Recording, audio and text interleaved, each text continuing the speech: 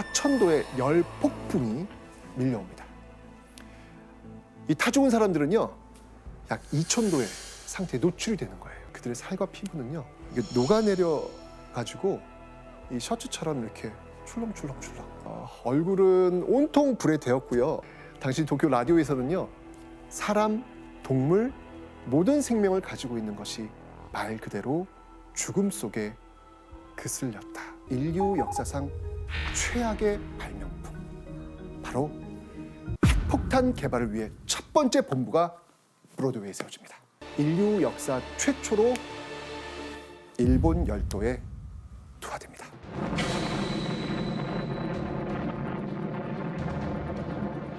죽은 사람들과 살아있는 사람의 모습이 아닌 사람들이 널브러져 있었고요. 일본이 하와이 진주만을 공습한 그날, 약 350개의 비행기에서 폭탄이 쏟아지기 시작합니다. 무지하고 무모하고 보통 깡으로는 되는 게 아닌데. 복수의 칼날을 갈고 온 미국. 일본의 심장, 도쿄 상공을 약 1,500톤의 소위탄이 폭우가 쏟아지듯 하늘에서 떨어집니다. 일본 히로시마 상공에서 거대한 버섯 구름을 만들면서 폭발합니다. 저게 뭐야? 사람 옆에 서 있는데 그렇죠. 그렇게 그런데 크지는 않네. 위력은 어마어마합니다. 저거 상상을 조그만 게. 초월합니다. 네, 선생님 그래서 결국에 이게 성공하나요? 이 폭탄이? 드디어 모두가 보는 앞에서 이 가제트는 전화입니다. 이후에 하늘 위 약 12km의 높이의 버섯 구름을 만들면서 성공적으로 폭발합니다. 야, 저 조그만한 게 진짜. 우리 인류 역사에서 핵폭탄이 처음으로 터진 순간, 이날이 바로 1945년 7월 16일입니다.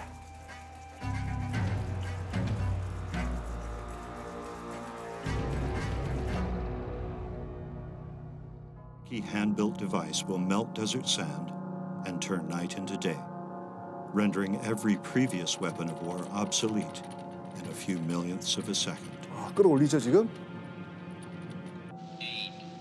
At 5:31 a.m., a mechanical timer in the command bunker clicked at the end of its track.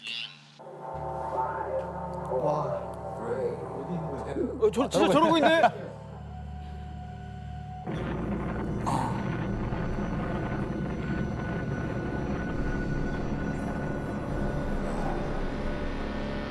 야, 거의 우와.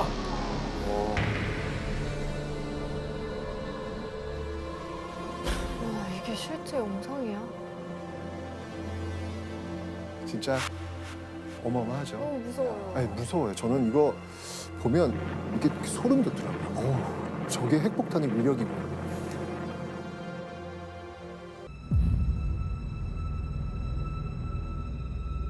자, 트리니티 테스트가 있기 4년 전 하와이 오아후 섬의 진주만으로 한번 가보려고 합니다. 머리 위로 까만 비행기들이 한 대, 두 대 나타나더니 하늘을 새까맣게 뒤덮기 시작합니다. 곧이어서 약 350개의 비행기에서 엄청난 굉과 함께 폭탄이 떨어지기 하와이로요?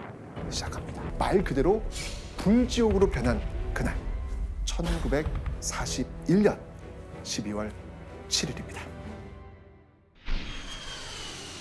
네, 여기 지금 일본이 지금 출격을 하고 있는 중이에요. 지금.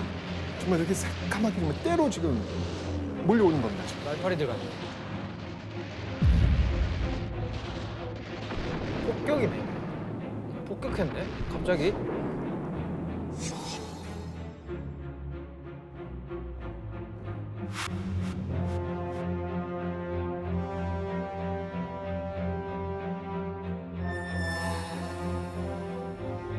그 잘 나가던 미국이 이렇게 폭격을 받아서 쑥대밭이 될 거라고 누가 생각을 했겠습니까? 악몽 같은 2시간 동안 무려 2,000명이 넘는 사망자, 그리고 300대 이상의 비행기하고 약 20척의 배가 파괴됩니다.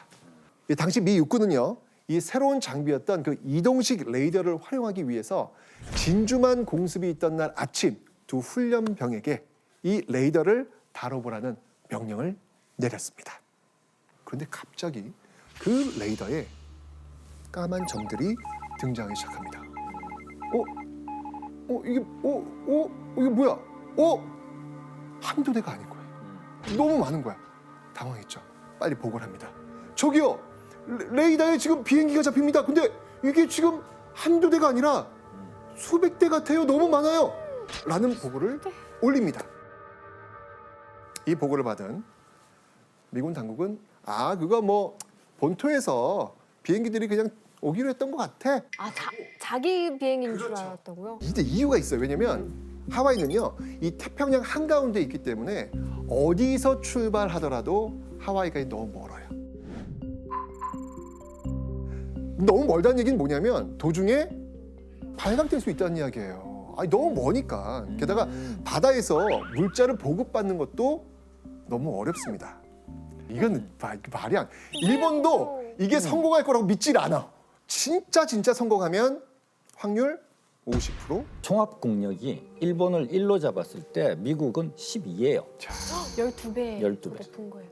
군사력 관련되는 걸 가지고 보면 일본을 1로 잡았을 때 제가 볼 때는 미국은 30이에요.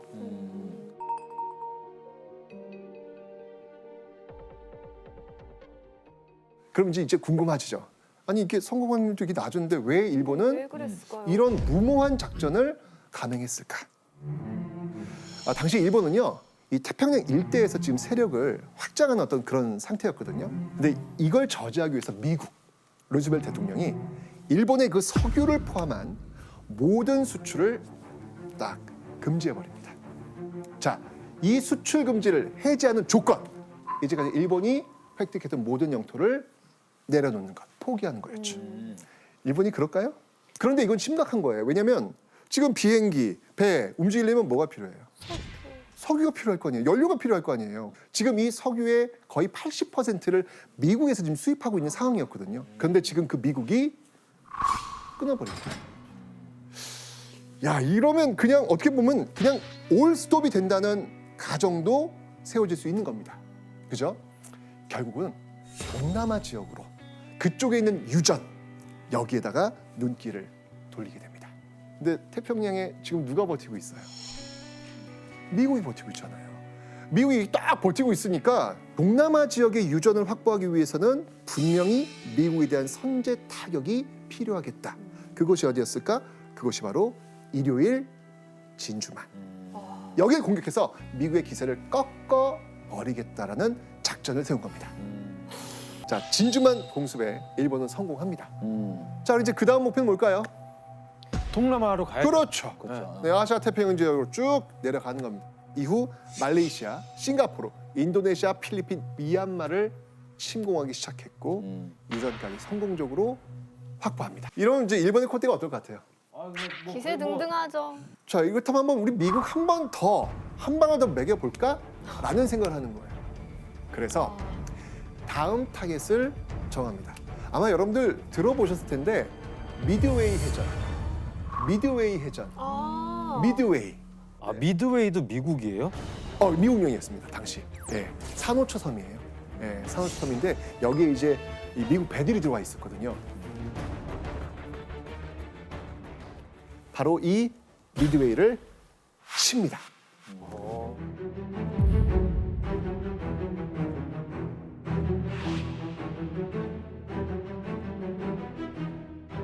특히 이 진주만 공습 때 그 살아남았던 미국의 항공모함, 바로 이 항공모함을 끝장내기 위한 작전이었는데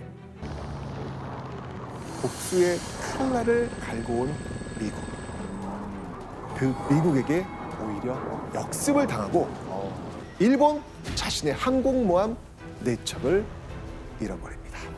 그러니까 이 미드웨이 해전을 기점으로 해서 이 태평양 전쟁의 판도는 완전히 뒤집어집니다. Supplies ashore for the big push.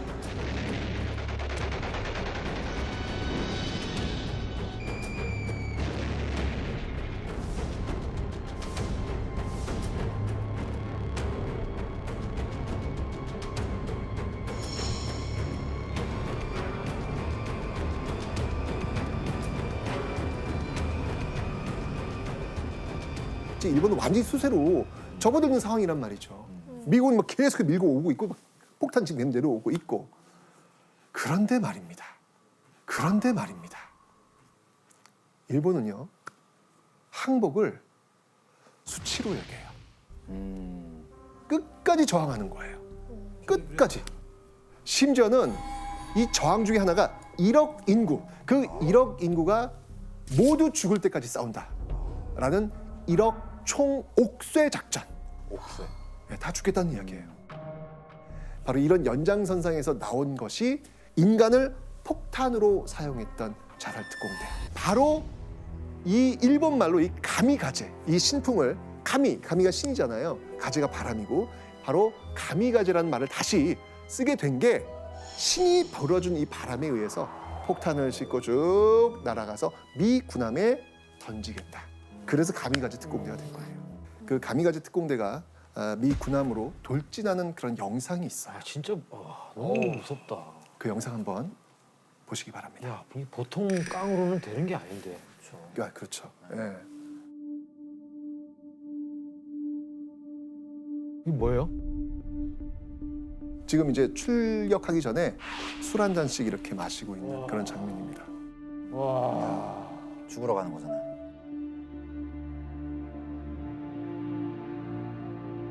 여기에 10대들도 있어요. 초등학생 10대들도.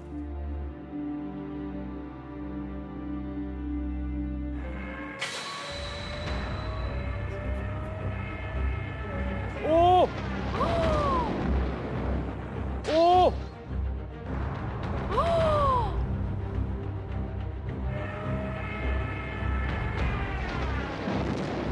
비행기를 그냥 때려 박는 거예요? 네, 비행기가 폭탄이 되는 거죠. 그렇죠. 그래서 이 소리가 되게 유명해. 가미까제 비행기가 가가지고 띵 하는 이 소리가.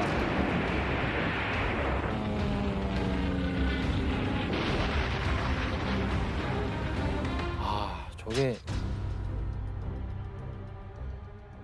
사실 이 일본에서 이 가미가제는요 아주 용맹한 전사로 묘사되고 있습니다.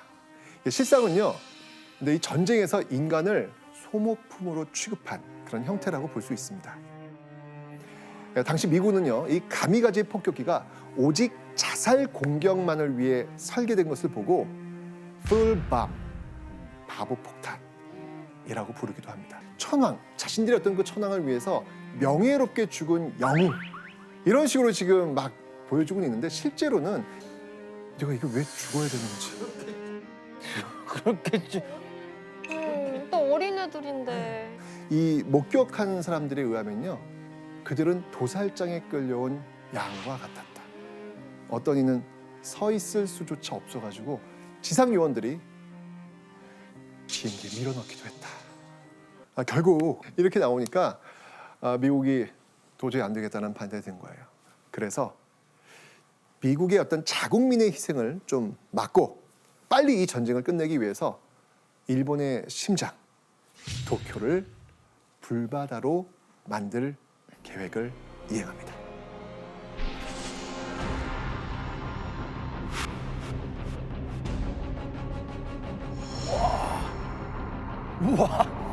이야.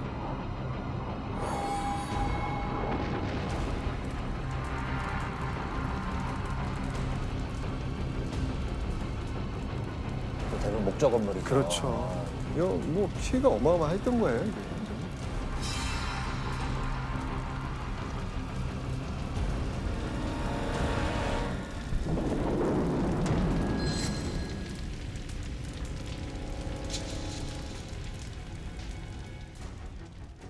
이 소이탄은요, 불바다로 만드는 무기입니다.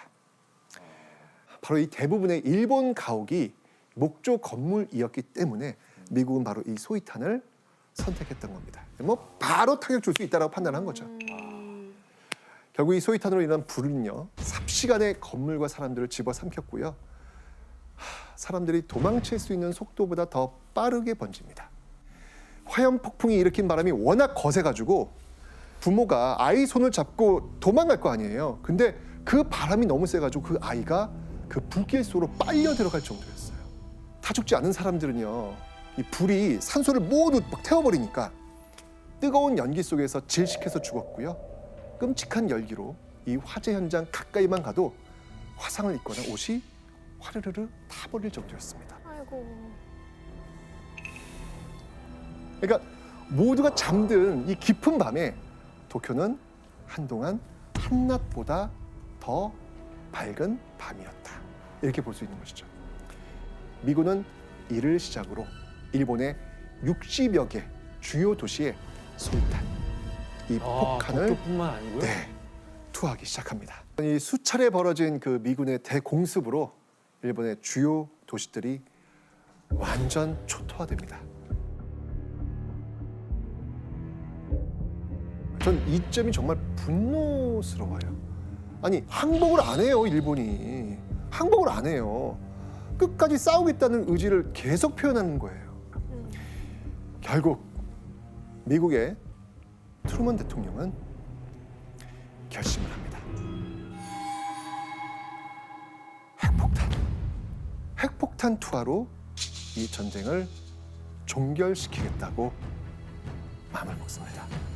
이제 일본에 투하된 인류 역사상 가장 무자비한 대량 살상무기 리틀보이가 등장합니다. 이겁니다. 인류 역사를 뒤바꿀 운명의 날. 이 핵폭탄 투하지를 히로시마로 정한 미 공군은요, 일본을 정말 악몽으로 물들일 길이 3m, 무게 약 4톤인 리틀보이를 폭격기에 싣고 남태평양 티니엄 섬에서 출발해가지고요, 드디어 최종 목적지 히로시마로 전속력으로 내달립니다.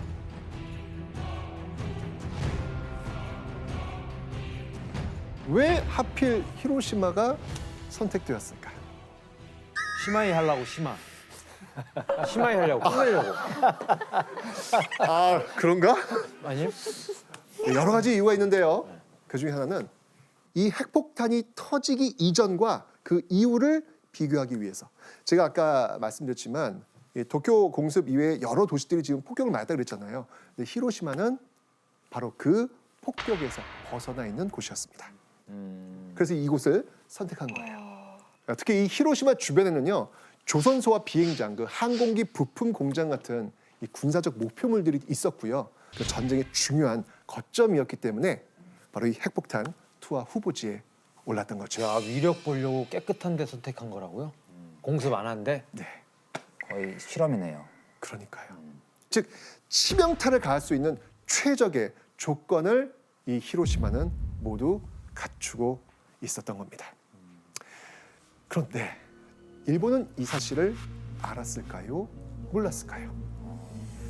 한참 전쟁 중이라 이게 우리 비행기인지 저기 비행기인지 모를 것 같은데요. 레이더 식별 번호들이 다 다르기 때문에 그런 건 가능하죠. 아, 그 군인이 네네네네. 알겠죠, 그러면? 그렇죠. 네. 네, 알았습니다. 일본은요, 그 히로시마 레이더 관측소에서 폭격기 진입했네? 딱 진입하자마자 동시에 발견을 해요. 공습 경보도 발령을 합니다. 자, 그런데 여기서 또 하나의 의아한 일이 벌어집니다. 뭐냐면 그 공습 경보를 해제해요. 갑자기? 왜 그랬을까요? 비행기가 많지 않아서? 많지 않아서. 아니 이게 전통적인 공습 같지가 않으니까 그냥 뭐 다른 거겠지 하고 그냥 넘긴 거 아닌가? 정답. 야, 타일러 씨는 전술가야. 저는 사실은 옛날에 이거 TV 볼 때 타일러 씨는 미리 대본을 주나 보다. 라고 저는 생각을 했는데, 야, 진짜 아니네. 괜히 뇌생남이 아니에요. 아까 말씀드렸잖아요. 이 도쿄 대공습 이후 1년 동안 일본의 주요 도시를 폭격할 때는요, 그냥 폭격기 300대 그냥 이상 막 왔거든요. 이거 뭐야? 근데 꼴랑 뭐야? 뭐? 이거는 정찰기인가? 폭격이 아닌가 보다 생각했나? 그렇죠. 그래서 이 공습 경보를 해제했던 겁니다. 한낮의 태양보다 더 밝은 하얀 빛이 히로시마 전역을 삼켜버립니다.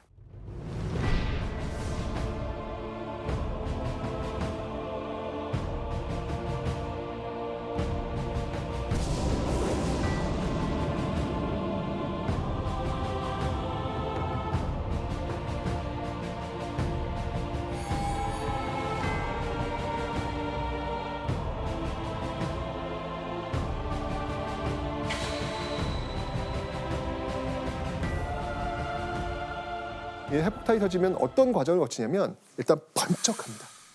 번쩍. 그 다음에 소리. 쾅. 그 다음엔 뭐가 오는지 아세요? 열. 그 뜨거운 열이 몰려옵니다. 이 폭발 직후 이 태양의 흑점 온도와 비슷한 약 4,000도의 열 폭풍이 밀려옵니다. 이 타 죽은 사람들은요, 약 2,000도의 상태에 노출이 되는 거예요. 조금 전까지만 해도 전차가 있었고, 학교가 있었고, 공장이 있었고, 그리고 사람이 있었고, 다 그대로 있었는데, 이 평범한 도시가 리틀보이가 터지면서 완전히 지워져 버린 겁니다. 이 거리에는요, 죽은 사람들과 살아있는 사람의 모습이 아닌 사람들이 널브러져 있었고요. 그들의 살과 피부는요, 이게 녹아내려 가지고 이 셔츠처럼 이렇게 출렁출렁출렁. 예, 이런 어떤 그 모습들, 얼굴은 온통 불에 데웠고요. 특히 제가 이 안구가 이게 녹아내린답니다. 정말 이 당시 도쿄 라디오에서는요, 사람, 동물, 모든 생명을 가지고 있는 것이 말 그대로 죽음 속에 그슬렸다라고 발표할 정도였습니다. 당시 여기에 피해를 본 그 사람들의 사진이 있는데요. 그거 이거 못 볼 것 같아. 살았다고? 거기서? 옷이 타버리는데. 그냥 뒤인 거죠? 지금 그냥 타버린 거예요. 데여가지고 타버린 거죠. 타버린 겁니다. 지금 치료를 받고 있는 모습인데 지금 얼굴이 못 보겠어. 이 핵폭탄 투하로 히로시마 인구 약 14만 명이 죽습니다. 이 히로시마의 끔찍한 재앙이 내린 뒤어 트루만 대통령은 미국이 핵무기를 일본에 투하했다는 사실을 그제서야 전 세계에 발표합니다. 그런데 그것은요, 핵무기가 하나가 아니라는 선언이었습니다. A short time ago, an American airplane dropped one bomb on Hiroshima. These bombs are now in production, and even more powerful forms are in development. If they do not now accept our terms, they may expect a rain of ruin from the air, the like of which has never been seen on this earth. Behind this air attack will follow sea and land forces in such numbers and power as they have not yet seen, and with the fighting skill of which they are already well aware. 자, 이쯤 되면 이제 어떻게 반응을 보여야지 정상일까요? 살려주세요. 네, 살려주세요. 가 정상이죠. 그렇죠. 그게 정상이죠. 게다가 이렇게 너무나도 수많은 이 시민들이 지금 죽어나갔잖아요. 그럼 당연히 살려주세요. 나와야죠. 항복하지 않아요. 와 대단하다 진짜. 도대체 무슨 생각이지? 와 독하다. 그 정도 되면 사실 우리가 상식적으로 생각하면 이건 안 되겠구나 생각을 해야 되는 거 아니에요? 근데 이거를 일본의 최고 책임자가 누굽니까? 천황이잖아요. 천황이고 일본 정부가 오잖아요. 그럼 일본 정부가 거기서 이제 스톱을 걸었어야죠. 그러니까. 못하겠다고 항복을 했어야죠. 해야 되는데 항복할 수 있는 그 기회가 일본 내부에서 논의가 본격적으로 나왔던 게 45년 2월에 수상을 2번이나 지냈던 고노에 후미마루가 천황한테 이제 안 되겠으니까 그만합시다. 우리 항복합시다라고 건의를 해요, 천황한테. 근데 히로히토는 우리가 지금 불리한 상황인데 여기서 항복을 하면 우리한테 가혹한 조건을 내걸 것이다. 전세가 한번 이렇게 좀 뒤집혀가지고 우리가 좀 더 유리한 입장에 섰을 때 유리한 조건을 내걸고 싸움을 그만두도록 하자 하면서 거부를 했단 말이에요. 그럼 천황이 거부하니까 그럼 누가 거기다 대고 뭐라고 그랬지? 그러니까 8월 6일 날 히로시마에 원폭이 투하됐을 때도 이건 뭐야가 되는 거예요. 이렇게 반응을 보이질 않는 거예요. 결국 미국은 또 움직입니다.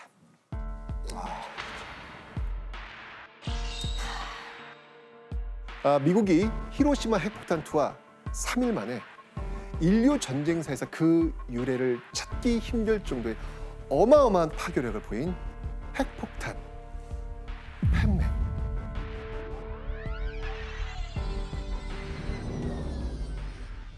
사진을 보면서 설명을 드리면 뚱뚱하네. 똥뻑. 아까 그 리틀 보이랑 한번 비교를 한번 해보시면 금방 비교가 되시죠? 세 보이는데요?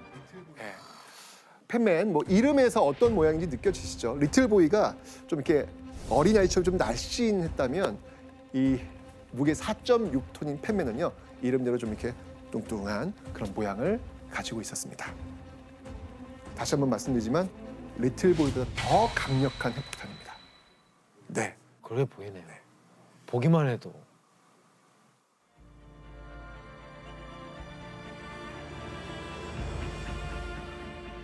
이 팬맨은요 나가사키 상공 약 600m에서 폭발했고요.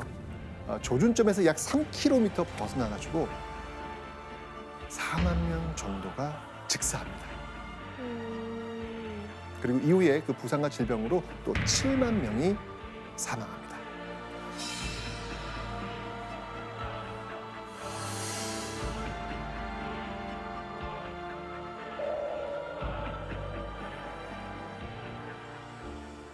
더 끔찍한 거는요. 이 당시 그 열이 엄청나잖아요. 그 엄청난 열로 사람들이 지금 그 당시에 이 갈증, 목이 너무 타는 거예요. 물을 먹고 싶은 거예요. 그런데 이 화재로 생긴 그 먼지와 그름이 한데 뒤섞여서 하늘에서 검은 비가 쏟아지는 거예요. 어떻게 했을까요? 안 돼. 마시면 안 돼. 그걸 뭐 입을 벌리고 그 검은 비를 마십니다. 그건 지어낸 얘기 아닐까요? 아니요. 몇 천도가 넘는 열이에요.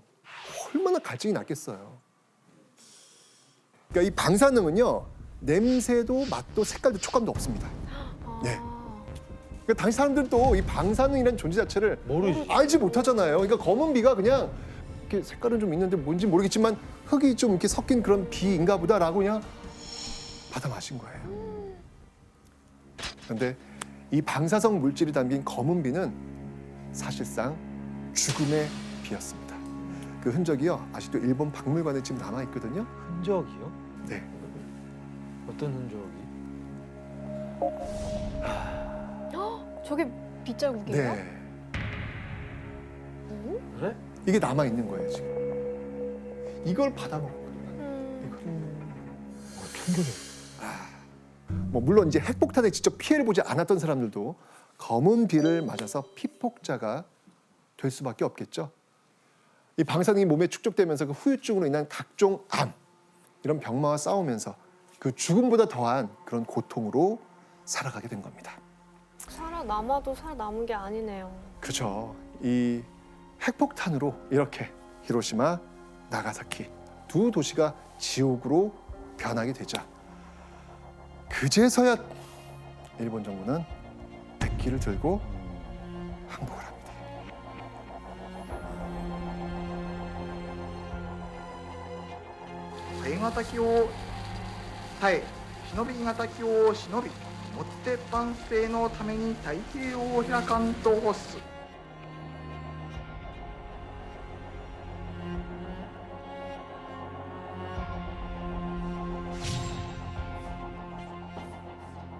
근데 저는 이게 일본은 당연히 완전 폐허가 됐을 텐데 그 당시 미국 국민들은 어떻게 생각했을지 궁금하더라고요.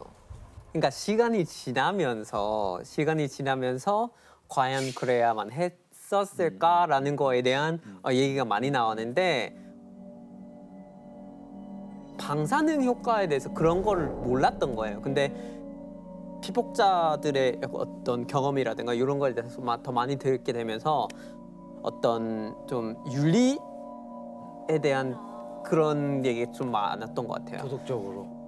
네, 도덕적으로 해야만 했었나, 뭐 굳이 왜, 뭐 이런 얘기들이 있었는데, 근데 전쟁부 장관을 맡고 있었던 스팀선이라는 사람이 있어요. 근데 그 사람이 아무래도 더 빨리 전쟁을 끝내야 되는 점도 있었고, 소련하고의 관계가 전쟁이 끝나는 대로 바로 대립이 있을 거라고 알고 있었기 때문에 아. 이거를 갖고 있다는 걸 또 보여주고 싶은 게 있었대요. 아 나중에 뭐 소련과 냉전이 있을 걸 예상하고. 네네. 근데 이게 핵폭탄을 맞는 사람들한테도 엄청난 당연히 뭐 죽음과 공포지만 저 핵폭탄이 어떤 건지 알면서 저걸 떨궈야 되는 조종사의 입장에서도 평생 안고 살아야 되는 어쨌든 자기가 민간인들을 무고한 민간인들 죽인다는 걸 알고서 하는 거잖아요. 근데 몰랐을 거 아니에요. 위력을. 그렇죠.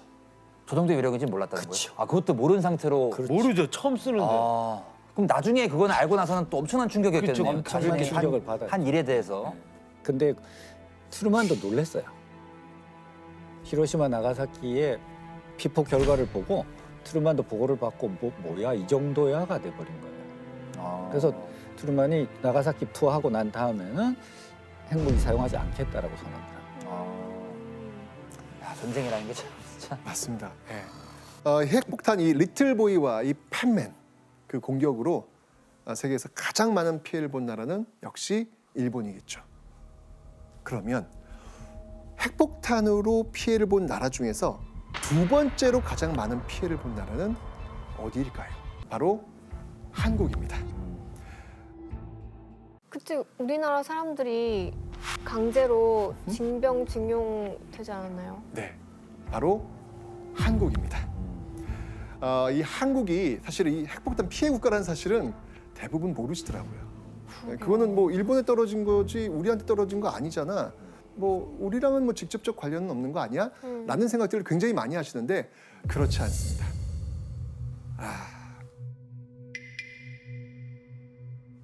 이 두 번의 핵폭탄 투하로 인해서 당시 한국인 사망자는요 약 4만 명. 4만 명. 어디서? 한국이- 일본 내에서요? 네. 피해자는요 7만 명에 달합니다. 아니 근데 히로시마가 산업 도시였다고 말씀하시죠? 네. 그러니까 산업 도시인데 인력을 딴 데서 데리고 올 거면 그런 산업 도시로 데리고 올 거 아니에요. 그러니까 히로시마에 좀 조선인들이 좀 있었지 않았을까요? 맞습니다. 굉장히 좋은 지점을 말씀을 해주셨는데 바로 이 핵폭탄이 떨어졌던 그 나가사키 그리고 히로시마 여기에 조선인 노동자들이 워낙 많이 있었어요. 그럼 일단 직접적 피해는 받을 거 아니에요, 그죠? 이것뿐만 아니라 또 다른 이유로 더 많은 피해자를 양산시킵니다. 자, 여기서 제가 문제 한번 내보도록 하겠습니다.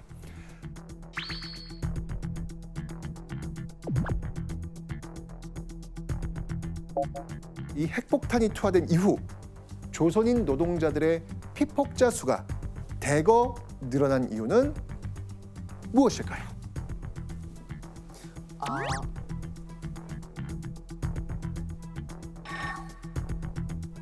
막 투하 이후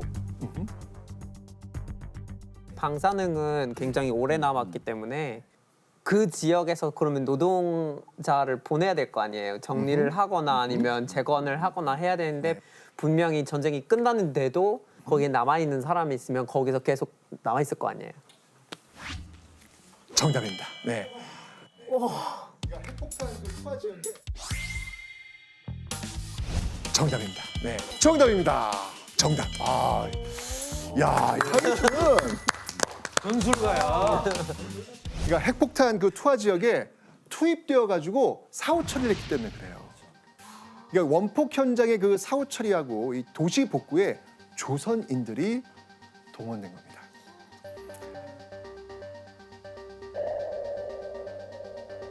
그러니까 아무런 이 보호 장비 없이 사체 처리, 또 피해자 구호 등의 강제 노역을 해야 했고요. 핵폭탄 투하 지역을 청소해야 됐기 때문에 피폭자 수는 늘어날 수밖에 없었던 거죠.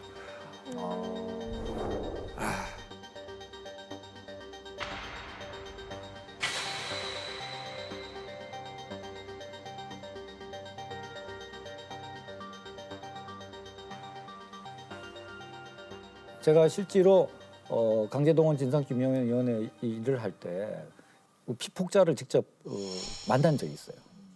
진짜로요?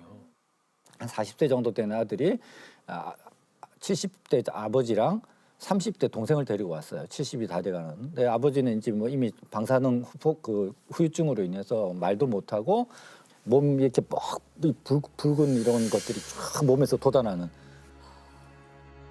근데 더 놀랬던 게 뭐냐면 이게 유전이 돼요. 아, 그게 진짜 무섭죠. 큰 아들은 괜찮은데 30대 작은 아들이 똑같은 증세가 나타나는 거예요. 이야, 이게 정말 무서운 거구나. 당대에 끝나는 게 아니고 현장에서 끝나는 게 아니고 자식들한테까지 물려줄 수 있다라고 하는 게 이건 정말 있어서는 안 되는 일이고 사용돼서도 안 되는 것이고 전쟁 자체가 없어야 되지만 다시는 핵무기를 전쟁에서 써서는 안 되는구나 하는 거를 우리가 아니, 저도 저 핵폭탄이 떨어지고 굉장히 많은 일본인이 죽었다는 건 알고 있었는데 우리나라 사람이 그렇게 몇만 명이 희생당했을 거라고는 상상을 못했어요. 몰랐어.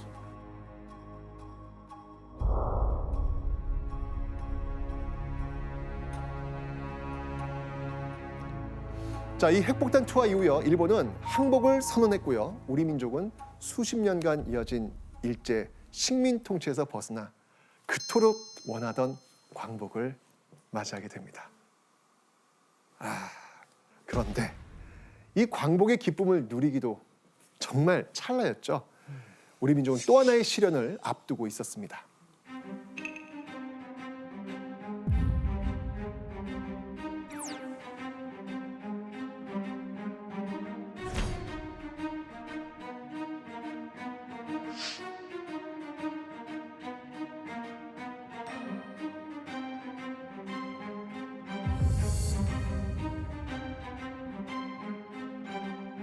자, 이제 2차 세계대전은요, 막바지로 치달아서 연합국은 전쟁 이후 철회돼 구체적인 합의를 해야 했고, 미국과 영국, 소련 지도자들은요, 이 크림반도에 있는 얄타에 모이게 됩니다.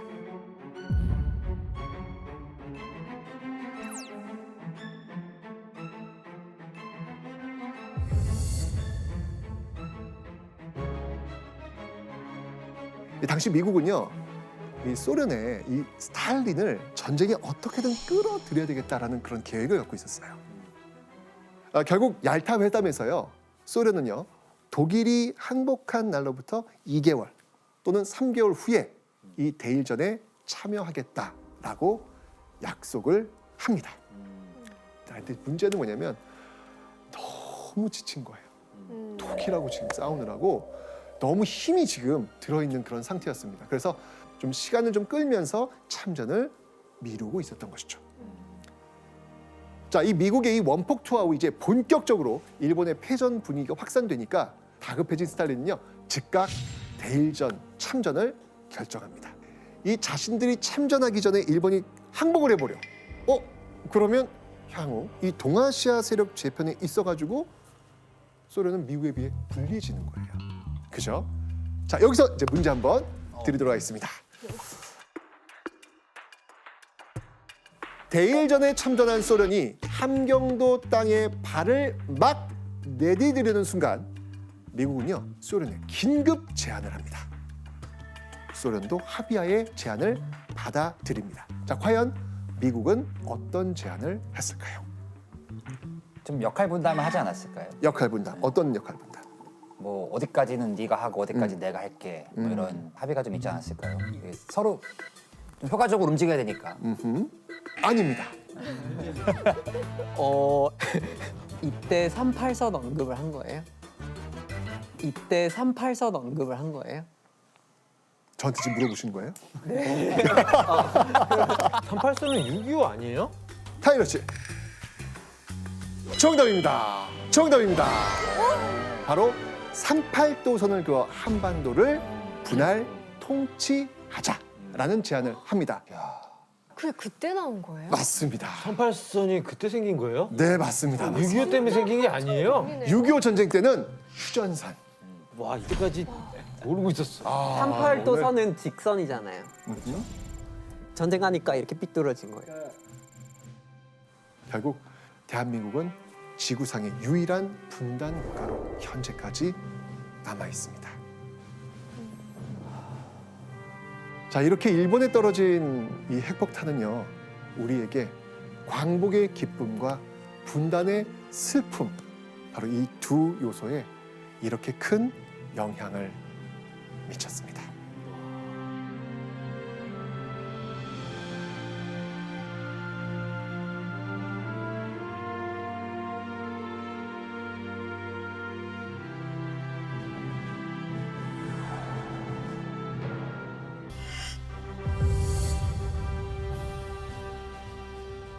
이 소식에 청의 반응은 어땠을까요? 오 이러겠죠 뭐. 오, 오 이거 봐라. 잘 보세요. 청으로서는 지금 경악스러운 상황이거든요. 굉장히- 네, 왜일까요? 왜일까요? 왜냐면 네. 이미 천진으로 진입할 수 있는 조건이 마련돼 있잖아요. 거기서 출항을 하면 네. 베이징까지 가네 그냥. 그렇죠. 여기 지금 베이징까지 바로 가네. 수도가 보이잖아요. 이 여기를 지금 잃어버리면 이거 그냥 들어가는 거잖아요. 이거는 상상도 할 수 없는 공포일 수밖에 없는 거죠. 자, 또 이 리수는요, 이 이홍장이 북양의 요새이자 경기의 문호, 경기의 문호라고 정말 지켜 세웠던 그런 곳이거든요. 그래서 이제 해군 기지를 그래서 만들었단 말이에요. 자, 그리고 이 항구 주위에 10개 포대를 설치하고 이 군함을 수리하는 이 거대한 공장을 갖춘 항구였기 때문에 이 리순을 점령했다. 이건 이제 게임이 끝났다. 라고 해도 과언이 아닌 거예요. 지금 이 해군 기지, 이 엄청난 곳을 이걸 점령을 해버렸으니까 이건 거의 끝난 거나 마찬가지인 거죠. 근데 그 리순이라고 하면 아까도 선생님 말씀했듯이 무슨 전투함 막 이렇게 막 다 뭐 이게 갖춰져 있다면서요. 그렇죠. 근데 왜 해군 이렇게 기지 천의 요새. 왜 이렇게 순식간에 그 점령이 당해요? 궁금하시죠? 네. 교수님 한번 답 좀 주시죠. 예, 그 한마디로 이야기하면 사실 여순이 하루 만에 점령이 돼요. 하루 만에? 단 하루 만에. 여순구 전투에 참가했던 일본군 숫자는 15,000명이에요. 그 여순을 지키던 중국군, 청국군 병사는 숫자상으로 따지면 12,000명. 그럼 뭐 별 차이 안 날 거 아니야 이렇게 생각하기가 쉬운데 문제는 이 12,000명의 중국 병사들 중에 9,000명이 신참 병사. 어제까지 민간인복 입고 있다가 오늘 군복 입은 사람들. 와.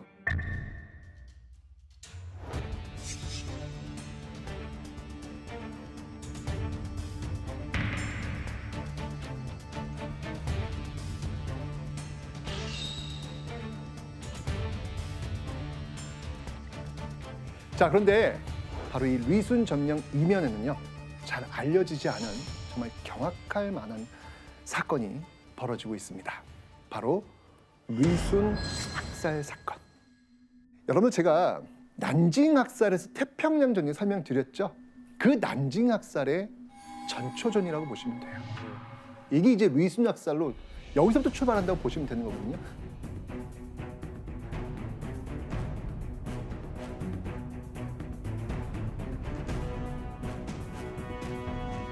청일전쟁에 참여해서 이 리순 투여했던 한 군인이 쓴 일기가 있습니다. 일본 군인이 쓴 일기가 있어요. 한번 읽어보도록 하겠습니다. 효수형에 처해진 아군의 머리가 길가의 나무 위에 매달려 있었다. 나는 이것을 보고 분노를 참지 못해 청군을 보면 뼈를 가루로 만들어 버리겠다고 별렀다. 리순 시내에서 청나라 사람을 보면 닥치는 대로 모두 쳐 죽였다. 길바닥은 청나라 사람의 시체가 널려 있어 전진에 방해가 될 정도였다. 집집마다 2~3명 내지 5~6명의 시체가 없는 집이 없었다. 맞아 죽거나 목이 잘린 채 죽어있는 사람의 수는 헤아릴 수 없었다. 나도 40명이 넘는 여자들을 죽였다. 한 사람이 쓴 일기. 지옥이네요. 지옥이죠. 그죠? 어떤 그림인지 여러분들 그림이 그려지시죠? 난징 대학살이 그냥 나온 게 아니라는 거예요. 이미 청일 전쟁에서 그 난징 대학살의 씨앗은 뿌려지고 있었다. 바로 리순 대학살에서. 일본군은요, 민간인과 청나라 군사 포로를 무차별적으로 학살합니다. 근데 이렇게 되면 일본의 입장으로서는 곤란하지 않을까요? 제가 문명국이어야 누누이 되는데. 그렇죠. 제가 문명국이어야 누누이 되는데. 그렇죠. 누누이 일본인들이 갖고 있었던 당시 강박관념이 있다 그랬잖아요. 문명국이어야 된다는 강박관념. 근데 이게 터져버린 거예요.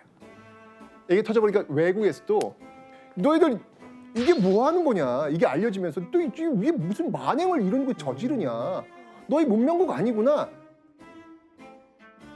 결국 이 청일 전쟁은 문명의 탈을 쓴 야만국 일본의 전쟁으로 귀결됩니다.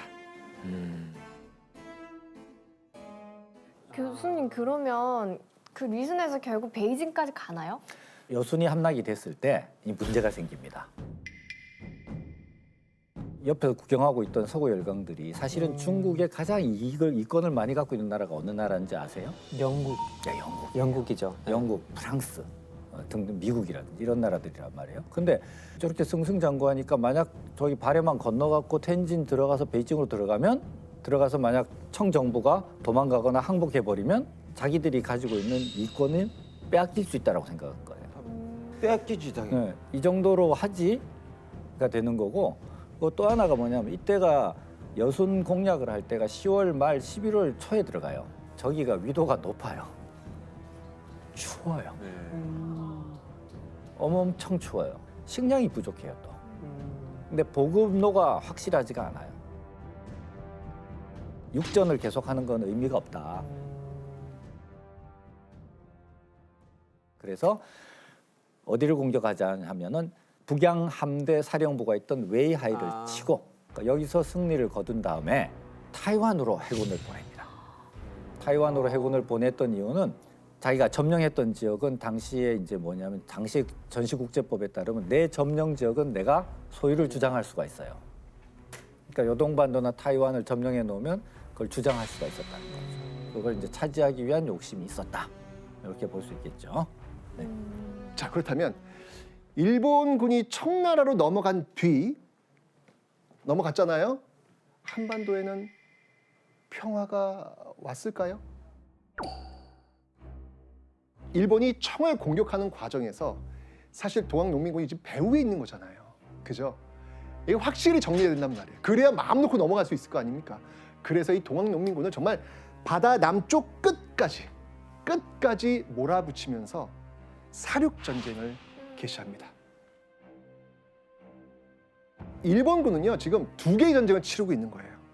북쪽으로는 청과의 전쟁, 그리고 남쪽으로는 조선 동학농민군과의 전쟁. 그러니까 이 청일 전쟁에서 희생된 이 동학농민군 피해자에 대해 일본은 군사 기밀이란 이유로 명확하게 기록하지 않고 은폐하고자 합니다. 그런데 이 관련 연구를 해온 학자들에 의하면 이 청일 전쟁 과정에서 전사자를 한번 조사해 보니까 일본은 약 2만 명이 전사했고 청나라는 약 3만 명이 전사했고 그리고 조선인은 3만 이상, 5만까지도 죽었다. 너무 놀랍죠. 그죠? 청일 전쟁인데 가장 많은 사망자는 바로 조선인이었다. 자, 이 조선의 풍도 앞바다에서 시작되었던 청일 전쟁. 8개월 만에 일본은 전쟁을 마무리하게 된 거죠.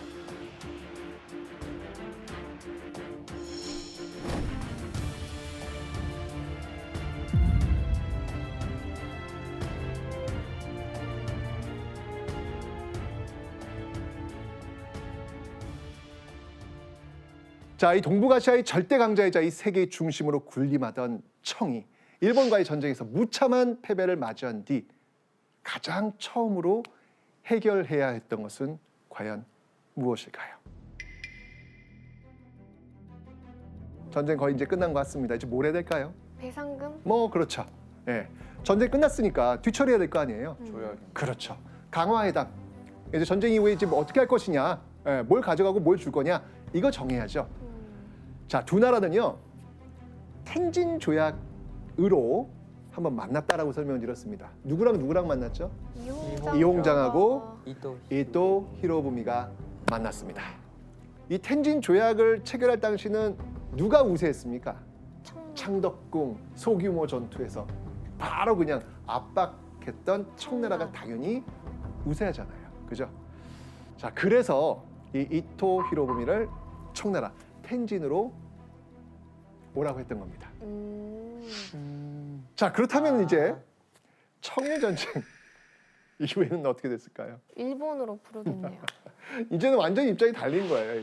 이제 이토 히로부미가 이 용장을 오라고 하는 겁니다. 어디로?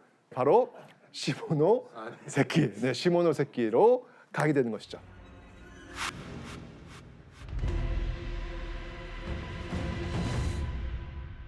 시모노세키 가보신 분? 아, 교수님. 시모노세키 가보신 분? 아, 교수님. 역사학자는 현장을 가봐야 됩니다. 현장을 존경합니다. 가봐야 된다니까. 존경합니다. 아, 정말 혼자 다니셨네. 네, 혼자 다니셨어. 이 용장은 이 시모노세키 가가지고 회담을 하고 있는 과정에서 일본 청년에게 저격까지 당합니다. 네, 저격 당하면 회담 못 하잖아요. 네, 그런 충격을 받고 어떻게 하겠습니까? 그럼에도 불구하고 그 노구, 70이 넘었거든요. 그 노구에도 불구하고 이거 빨리 마무리해야 되겠다라고 해서 결국은 이 시모노세키 조약을 체결하고 돌아옵니다. 청일 전쟁에서 이 청나라와 일본이 붙었는데, 자, 이제 지금 조약을 쓰려고 그래요. 제1조는 굉장히 상징적일 거 아닌가? 제일 중요한 내용이 들어갈 거 아니에요, 그죠? 그 1조에는 어떤 내용이 들어갈 것 같습니까? 자, 그러면 문제를 한번 보여드릴게요. 자, 여기에 들어갈 내용이 뭔지 한번 볼게요.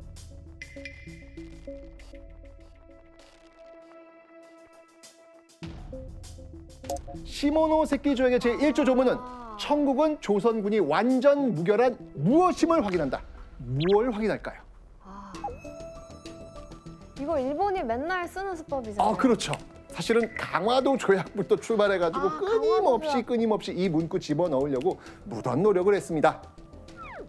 이 문구는 뭘까요? 완전 무결한.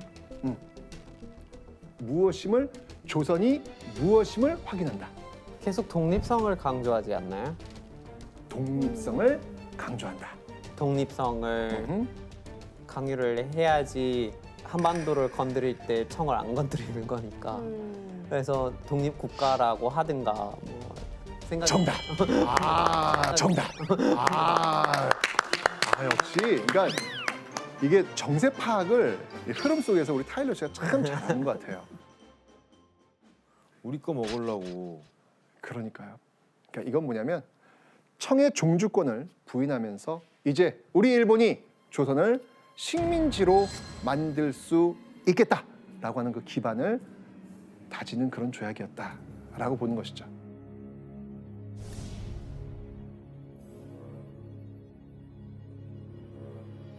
그런데 우리한테는 뭐 물어보지도 않고 조선의 운명을 결정짓고 있는 모습.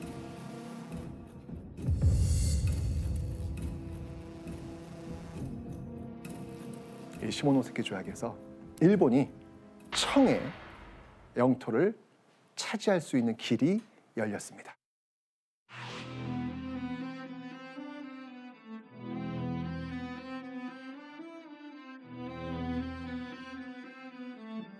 그 첫 번째가 바로 요동반도. 아까 루이순이 있었던 곳 있죠? 거기를 가져갑니다.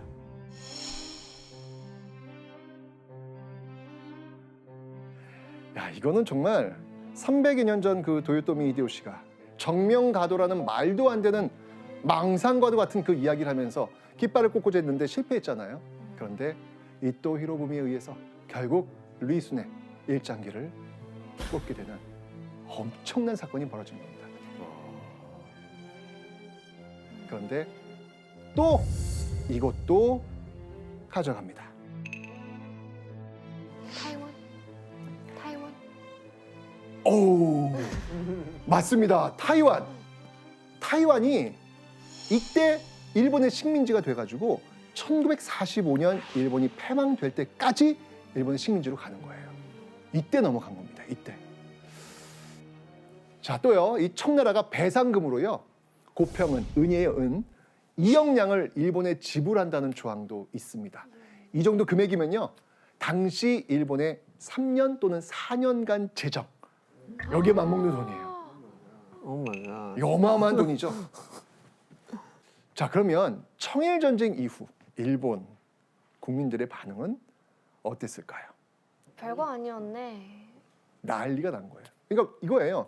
일반 서민들은 그 왜 일본이 청나라와 왜 싸우는 거야? 아니 왜냐면 옛날부터 청에서 온 한자 쓰고 있었고 뭐 생활품, 예술품 뭐 청내에서 온 거 지금 많이 쓰고 있는데 이렇게 동해 제일 큰 나라랑 왜 우리가 싸워야 돼? 맨 처음에 이렇게 생각을 했단 말이에요. 그런데 풍도해전 이겼대, 성안 전투 이겼대, 평양 전투 이겼대, 뭐 리수남락했대, 뭐 시모노세키 조약에서 요동반도 대만이 우리 거래, 이런 이야기를 듣게 되면서 이제 마음이 변합니다. 청일 전쟁 이후에 있었던 그 일본의 승전보 축하 퍼레이드를 한번 사진으로 한번 보도록 하겠습니다. 청일 전쟁 이후에 있었던 그 일본의 승전보 축하 퍼레이드를 한번 사진으로 한번 보도록 하겠습니다.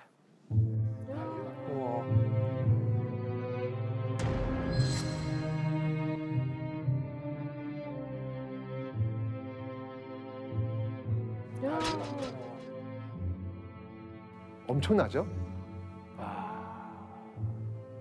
그러니까 이걸 보면서 그냥 일본인들이 열광을 하는 겁니다. 저 일본 자국민들도 그러면 전쟁을 좋아하는 거네요. 저 정도면?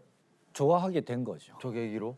어떻게 보면 청일 전쟁이라고 하는 대외 전쟁을 통해서 일본이 승리를 했다. 나는 누구지? 나 일본 사람. 자부심 뿜뿜. 승리한 국가 일본의 국민 일본인을 인식하게 되는 거죠. 그렇죠. 그러니까 신문에서는요, 이제 그렇게 울어봤던 청나라를 이긴 거야. 그러니까 막 처음 막 조롱하는 그런 보도가 막 나오는 거예요.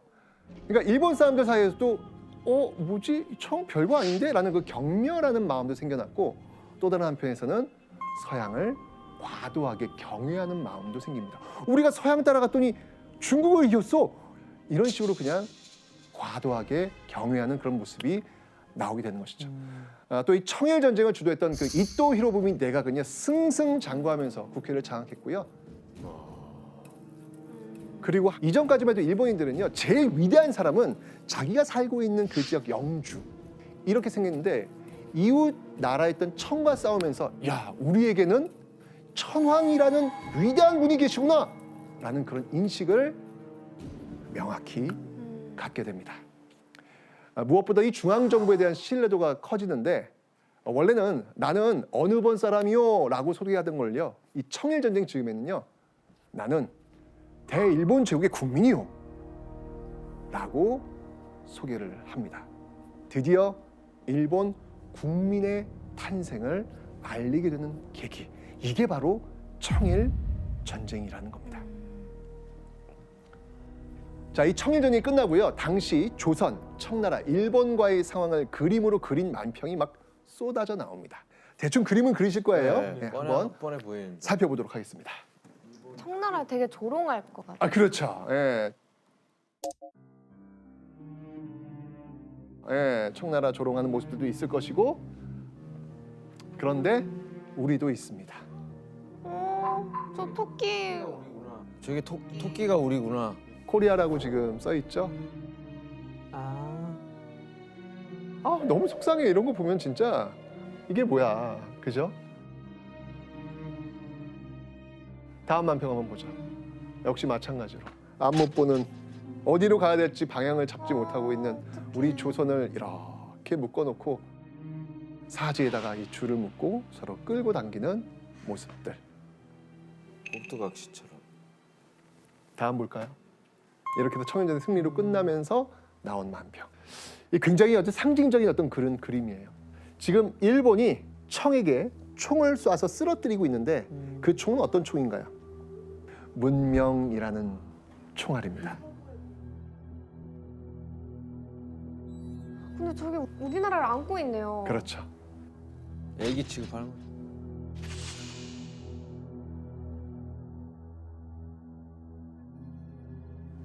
우리 이제까지 이야기했잖아요. 자기네들이 보호자. 청일 전쟁 명분을 확보하기 위해서 요구했던 게 뭐예요? 청이 괴롭혔으니까 우리 일본이 청을 좀 몰아내게 해달라. 경복궁 점령하고 했던 게 그거 아닙니까? 그렇지만 이들이 그렇게 자랑하는 문명이라는 것, 그게 얼마나 위선적인 모습인지 우리는 리순 대학살 그리고 동학농민군 대학살을 통해서 우리는 확인할 수 있는 것이죠.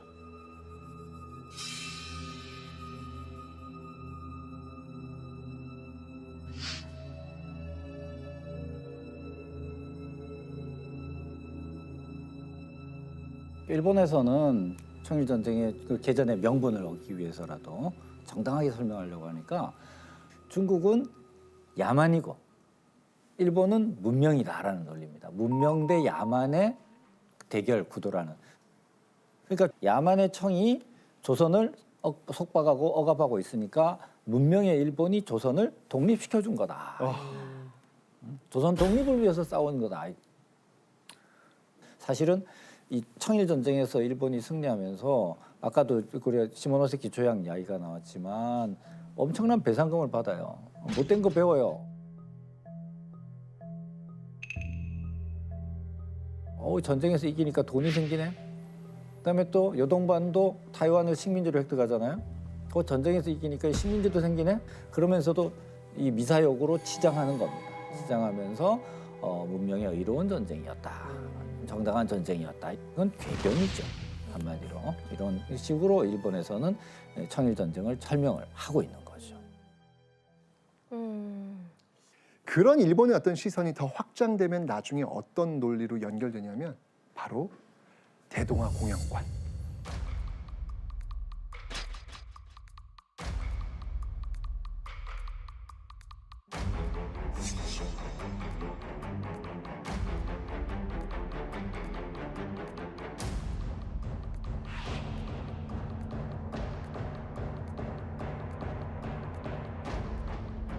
우리는 서양 세력을 막아주기 위해서, 이 아시아를 보호하기 위해서 정의의 전쟁을 펼치고 있는 것이다.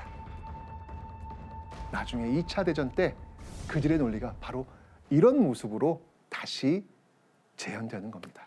그러니까 이 청일 전쟁이 이 2차 대전 태평양 전쟁의 모든 리허설이 그냥. 그렇죠.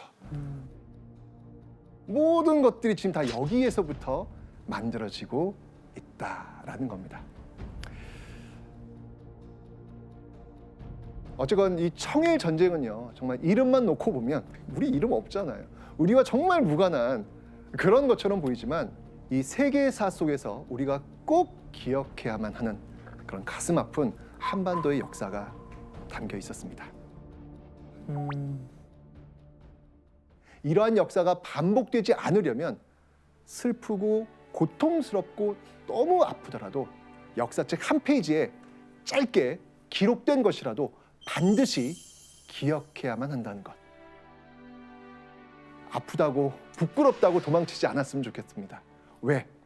다시는 이런 일을 겪으면 안 되니까.